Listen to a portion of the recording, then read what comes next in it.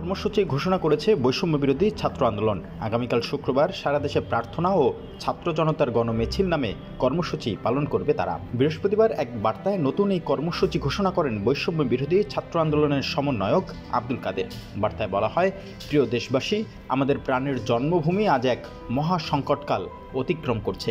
শিক্ষার্থীদের শান্তিপূর্ণ কর্মসূচিতে আইনশৃঙ্খলা রক্ষাকারী বাহিনীর হামলায় ছাত্র জনতার রক্তে রাজপথকে রঞ্জিত করছে। কারো পরিচয় শিক্ষার্থী হলে তার ফোন চেক করে অত্যাচার নির্যাতন চালানোর মতো দুঃসাহস দেখিয়েছে।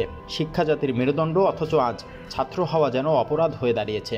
মানুষ করার কারিগর শিক্ষক সমাজও রক্ষা পাচ্ছেন না তাদের নির্যাতনের হাত থেকে। তারা বিশ্ববিদ্যালয় ও স্কুল কলেজের শিক্ষকদের লাঞ্ছিত করতেও ছাড়ছেন না। শিক্ষার্থী ও আন্দোলনের সমর্থনকারী ছাত্র জনতা কাউকে পেলেই গ্রেফতার ও এর মাধ্যমে নির্যাতন চালানো হচ্ছে।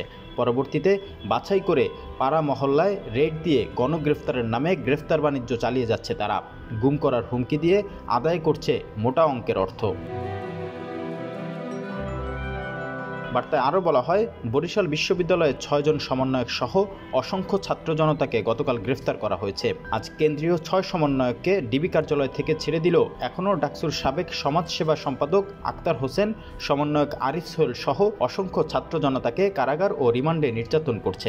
জুলুম নির্যাতনে নিষ্পেষিত ছাত্র জনতা মুক্তির প্রহর গুনছে। অসংখ্য ছাত্র জনতা হাসপাতালের বেডে কাতরাচ্ছে চিরতরে পঙ্গু হয়ে যাওয়ার আশঙ্কা নিয়ে। অসংখ্য ছাত্র ও সাধারণ মানুষ চোখ, নাক, হাত, পা কিংবা শরীরের অন্য কোনো অঙ্গ হারিয়ে চিরতরে পঙ্গু হয়ে গেছে। আজ ছাত্র সমাজ ঘরে শান্তিতে ঘুমোতে পারছে না। প্রতি মুহূর্ত কাটাতে হচ্ছে গ্রেফতার ও গুম হওয়ার আতঙ্কে। শহীদ ও গুম হয়ে যাওয়া মানুষের স্বজনের আহাজারিতে ভারী হয়ে উঠছে বাংলার আকাশ বাতাস। এছাড়াও আগামীর বাংলাদেশ গড়ার কারিগর, জাতির শ্রেষ্ঠ সন্তান, বিশ্ববিদ্যালয়ের সম্মানিত শিক্ষক মণ্ডলীর উপর ক্যাম্পাসের ভিতরে হামলা করছে পুলিশ।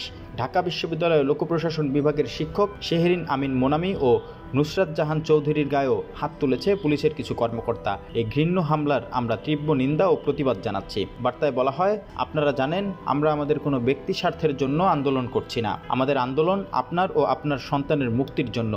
কি অপরাধ ছিল আমাদের? সাংবিধানিক অধিকার চাওয়াটা কি আমাদের অপরাধ? কি অপরাধে শত শত ভাইকে হত্যা করা হলো? আমরা এর জবাব জানি না, কিন্তু এর জবাব ও বিচার না নিয়ে আমরা আমাদের আন্দোলনকে থামাবো না। জাতির এই দুর্দিনে আন্দোলনে অংশ নেয়ার অপরাধে শহীদ, আহত, পঙ্গু ও গ্রেফতার হওয়া সকলের স্মরণে আগামীকাল শুক্রবার দেশব্যাপী প্রার্থনা ও ছাত্র জনতার গণমিছিল কর্মসূচি ঘোষণা করছি।